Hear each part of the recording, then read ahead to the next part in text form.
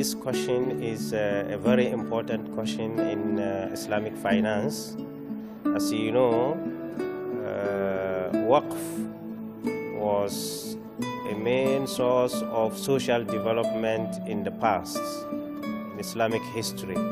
It was used to contribute to a large number of the people who are underprivileged.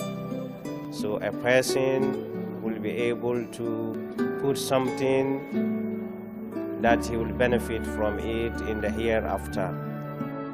So the contribution of WAQF development is very important and is very foreseen in Islamic finance, because a number of assets are there under the WAQF and they were not able to be developed because of the fact that people forget that this is a very important sector for Islamic finance. Because of this, in the past, the scholars used to make sure that these kind of assets are developed.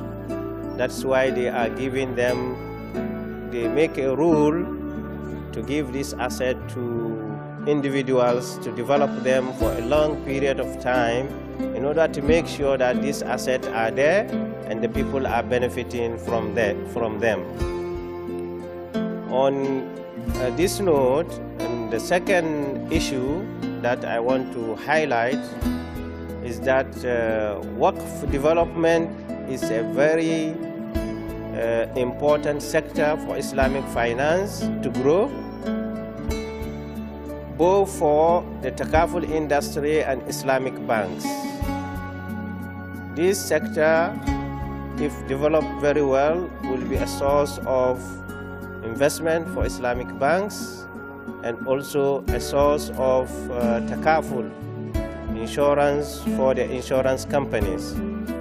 For example, we can see that if a WAQF or a government wants to develop a WAQF sector, all what it can do is that to provide these assets for the Islamic banks, either to finance them on the basis of ijara, or on the basis of musharaka, or on the basis of istisna, build, operate, transfer, which is a very important tool. It can also create a pool of assets under sukuk. For the government, it will benefit the government in terms of that the government doesn't need to go and finance this asset from its own resources.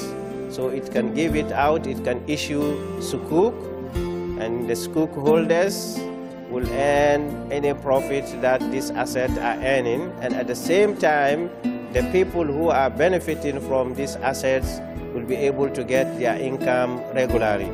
So it's a very important sector, and when developed, everybody can earn from it, both Islamic banks, the takaful companies, the government, and the people who are whose names are registered as the beneficiaries of these assets. So in my view, WAQF assets both in Islamic countries and non-Islamic countries, for sure there are some WAQF assets in non-Islamic countries, in the West for example, because we have so many Muslims who wants to give assets that they will benefit from them to get some reward in the hereafter. So if we gather, we are able to gather this asset, it can be a source of development, a very source of development and improvement of the economy.